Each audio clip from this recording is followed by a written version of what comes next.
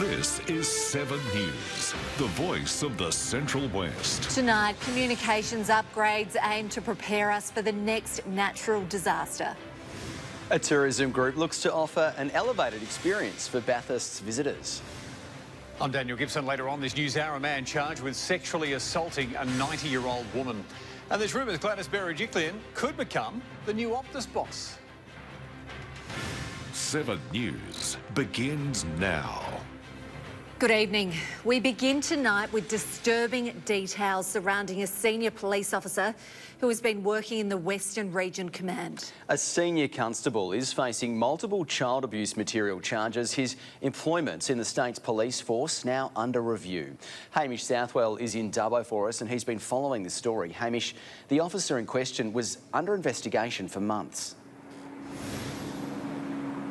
That's right, since February. In fact, that's when a joint investigation by the Australian Federal Police and the New South Wales Police Force's Professional Standards Command was commenced. Their investigation centred around an incident involving the officer in question, leading them to arrest the 37-year-old, bringing him here to Dubbo's police station.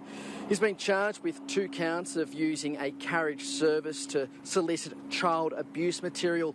While any further details around the incident which led to the investigation is unclear, police have confirmed his employment status is under review. The officer has been granted conditional bail and is due to next appear in court in January. Nick? OK, Hamish Southwell, thank you. An Australian first trial is testing the ability for people to access any available mobile network during natural disasters. Emergency roaming is aiming to be a crucial solution if one network provider is brought crashing down in communications by fires or floods. During periods of emergencies like the flooding disaster which hit Eugowra, mobile coverage in the small town crumbled under drowning pressure, impacting locals needing support.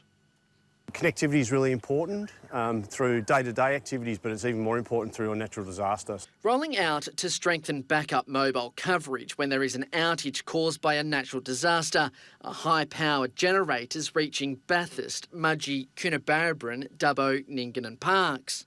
But in an Australian first, emergency roaming is also being tested to allow people to use any available mobile network during natural disasters. If your mobile network is not operational, and it doesn't matter what network, and there's another operational network, you'll be able to roam onto that network to be able to, so you'll be able to make calls and get text messages and do some basic data services like that. In addition to transportable mobile networks able to provide temporary coverage, payphones across the region are among 1,000 others to be upgraded, works including free Wi-Fi, charging ports and backup power sources to connect loved ones during natural disasters. They can be the last line of defence sometimes in terms of being able to contact family and friends and get information. Mobile coverage has already been placed under pressure this bushfire season. It's led to telco companies offering tips like understanding where your nearest payphone is or knowing key contact numbers in case of an emergency when your phone is flat. Advice crucial during natural disasters. Emergencies all too familiar for Central West communities. Hamish Southwell, 7 News. Orange Council are making moves to grow the city's housing footprint with a focus on locals living under rental and mortgage stress. For more on this, we go to Ruben Spargo. And Ruben, a partnership has now been cemented. That's right. Orange Council and state government-owned Landcom have signed an agreement detailing future plans for this Redmond Place site. Sitting in the city's east, the new estate will contain at least 300 homes, from single dwellings on standard-sized blocks to duplexes, townhouses and residential flats. 20% will be designated as affordable housing. It comes after residents shared what they believe is the greatest challenge facing our community. Council have put their money where their mouth is, really, and provided some land, and we're going to see whether we can do our little bit to tackle this affordable housing. We're told it could be a 2-year wait before shovels hit the ground, with more planning work to be done. OK, thanks for the update, Ruben. A warning, the next story contains the image and a name of a deceased Aboriginal man. A coronial inquest has begun into the death of Wellington's Brandon Rich. His family were this morning wearing a photo of his face on T-shirts as they entered Dubbo Court awaiting answers. The 29-year-old died in December 2021 after an alleged struggle with police officers who attended the local home over a domestic dispute. During the incident, Brandon collapsed and entered a medical episode. Police officers attempted to perform CPR before paramedics arrived, but on arrival to Wellington Hospital, he was pronounced deceased. The inquest is expected to go into next week.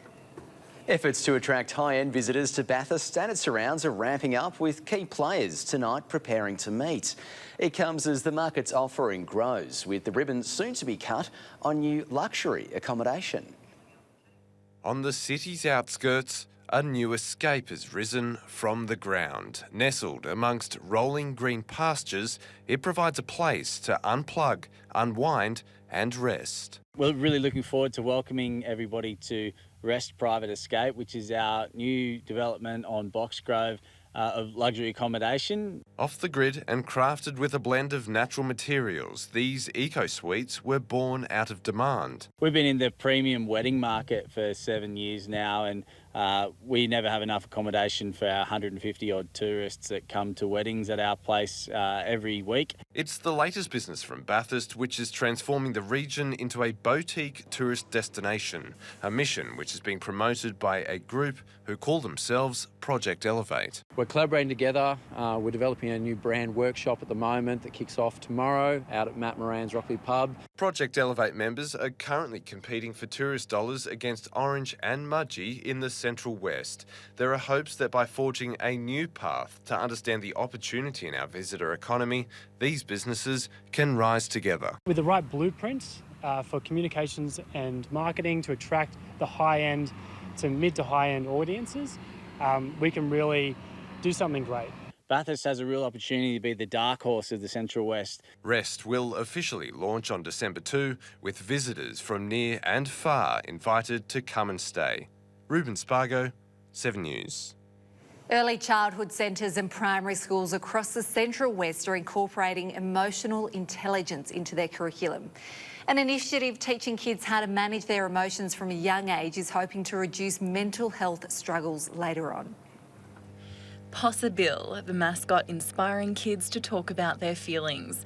Usually a puppet, today he descended on Cowra's Carinya Early Childhood Centre as a life-sized bear. They come in every day and I want to talk to Possibill. He's amazing, he helps me feel good. Social impact organisation Positive Living Skills creating the character to teach emotional intelligence, alongside a wider program training educators to help kids communicate complex feelings. We have positive language patterns, so we talk about, we obviously acknowledge that all feelings are valid, including negative feelings and when we're upset. In Australia, 1 in 7 young people from the age of 4 to 17 are experiencing a mental health condition, a statistic that keeps fueling the initiative. It's tough as a little kid, I think, to be able to communicate effectively. These kids are going to be using the language, building those peer support networks, so when they do move in to whatever high schools they'll go to, they will have the grounding and this foundational start. Early childhood educator Madison O'Mealy says these emotionally conscious conversations tend to continue after school hours. They go home and tell their mum how they're feeling, and I think that's really important too, because sometimes parents are so caught up and busy, like they always are, you know, and yeah, it's just really important for them to go, oh, hey, he's actually having a good day today, or oh, I need to look at this. The initiative, funded by the Western New South Wales Primary Health Network, is now running in 76 primary schools and 200 early learning services across the region. Charlotte Wallen, 7 News. After 40 years of service, a much-loved member of the Parks community is tonight being celebrated. Former Mayor Ken Keith has been presented with a Lifetime Achievement Award by local government New South Wales. He says it's been a privilege to have the hard work he's put in recognised. To see projects and ideas and visions coming forward, coming to fruition, I suppose, has been really exciting for me. Things like the Inland Rail project progressing. Recently elected Chair of Life for Education New South Wales, Ken is still busy championing the causes that he's passionate about. Danny joins us now with a look at today's weather. And Danny, not too bad out there today. That's right, guys. Pretty settled across the region. Hi, everyone. I hope you're well. Today, we saw temperatures relatively moderate around the region. A few showers early this morning, but only really a millimetre. Those skies dried up around 10 a.m. Temperatures fairly warm after that. 29 degrees in Young, 32 in Forbes. Orange, a top of 25 degrees with just 6 overnight. A little more cloud cover in the north, reaching 30 degrees in Cobar, or 31 degrees even. Nyngan, you got to a top of 31, 30 in Dubbo. Coonabarabran, you kept things a little cooler at a top of just 24. The breeze remained very soft due to a slow-moving trough and a high-pressure ridge in the nation's south. There is a bit more of a drenching on the way soon, though, guys. I'll have the details shortly. Sounds good. Thanks, Danny. We'll see you in a couple of minutes. Still to come in 7 News, a safety message for us to look out for cyclists at roundabouts. And you can't bring down the curtains on the Amuse You Theatre as it celebrates a centenary of entertainment. And a little later on this news hour, a man charged over the alleged sexual assault of an elderly woman inside a retirement home. There's rumours Gladys Berejiklian's about to become the next CEO of Optus. And Beijing warns Australia to stop making irresponsible accusations after our Navy divers were injured by sonar.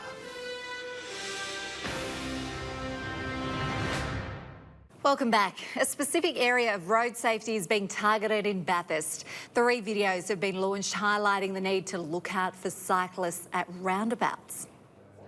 Research and lived experience have guided the direction of cycling safety videos. You'll be hard-pressed to speak to a person on a bike who hasn't had a dangerous situation on a roundabout. 3 videos have been created asking motorists to look out at roundabouts, delivering safety tips for everyone using our roads. Riders should dress brightly to be seen. Drivers should slow down and be wary. The project stressing the importance of looking out for one another. If it's 2 cars, it's maybe a bingle. If it's a car and a person on a bike, then it can be catastrophic injury or even worse. Research shows the biggest danger is to bikes already circling the roundabout when they are hit by motor vehicles. A community road safety grant funded the production. Advocates saying increased awareness is needed as we see more technology on our roads. E-bikes are making a huge difference, but it also applies to people on mobility scooters, pedestrians, every vulnerable user of the road. You can keep an eye out for the videos on social media. So slow down and look out at roundabouts. Michelle Cook, 7 News.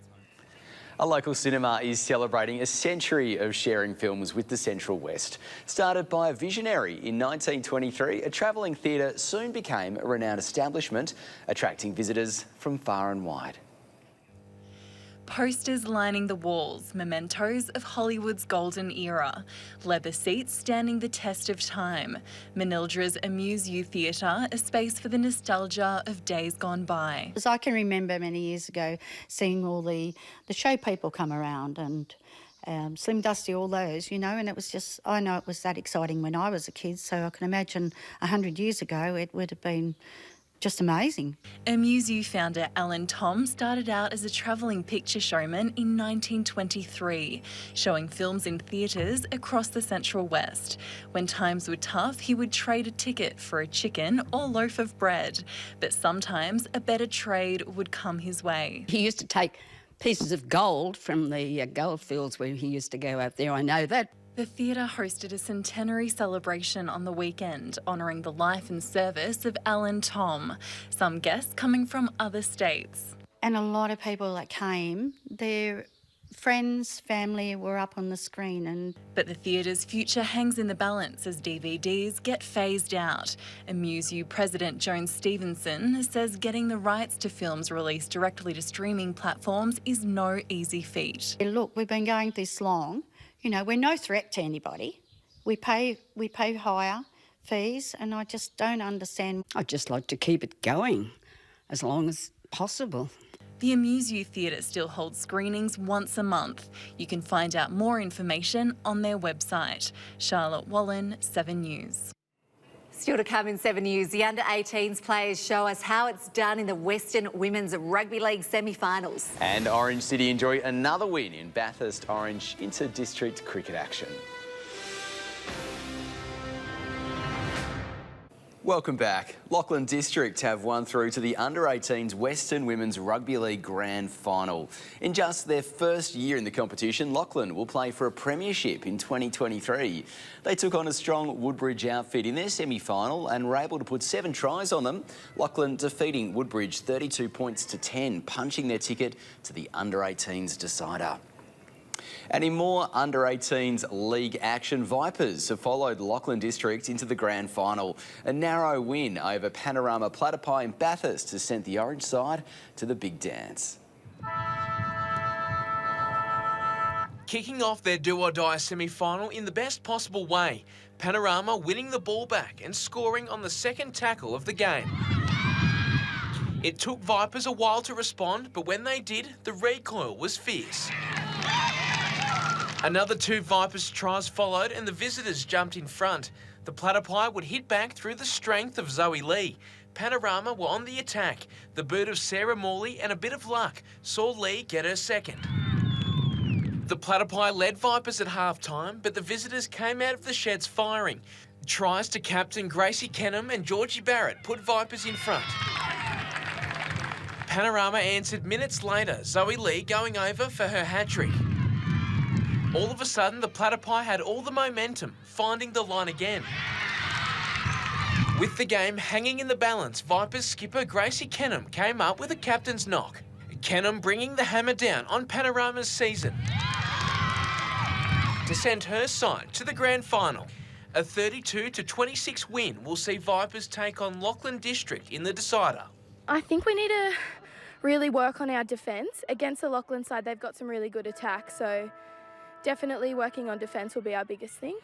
Vipers and Lachlan will play for the 18s Premiership this weekend in Bathurst. Mac Reith-Snare, 7 News. Bathurst Orange inter-district cricket is heating up with a few rounds to go before the Christmas break. Orange City hosted City Colts in round 4, making a big statement to the rest of the competition. Striding out to the middle in orange for an important contest. After day 1 of their match was washed out, Orange City and City Colts played a 92-over one-dayer. I think for us it's crucial, no matter whether we bat first or ball first, is just playing the conditions and getting the basics right. Despite losing day 1 to a damp pitch, the hosts were ready for the challenge. We've just got to go out there. We've still got 92 overs in the day, a longer day, so there's plenty of overs to make a result, so we'll get out there first session, play our usual cricket and see what happens from there. Orange City won the toss and had a bat. The hosts posting a score of 139 before being bowled out. Pretty young side out there with a couple of old heads, so we've got to make sure we're bowling in tight areas, making sure that we're fielding really well. I think that's the key to it, especially if we're in for a long day with 70 overs. Orange City and City Colts both have premiership aspirations, and games like this could preview a potential finals fixture. In the past seasons, we've lost a few early ones, but this year, we've won a couple, so it's put us on the right track, towards the middle of the season. The Wade Park deck proved to be tricky. City Colts struggling from the start of their innings and were bowled out for 71. In the other round 4 games, Cavs, Orange Sims and Bathurst City all had wins. Mac Reith-Snare, 7 News.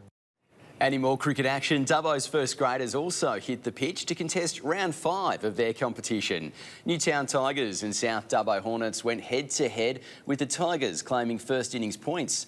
RSL Colts got up over Rugby while Dubbo Sims continued their undefeated start to the season with a win over Macquarie.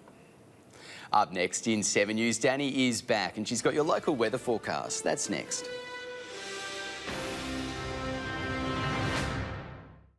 Hello again, time for another check of the weather. Troughs over the east are set to trigger showers and storms, making heavy falls likely in southern Queensland and eastern New South Wales.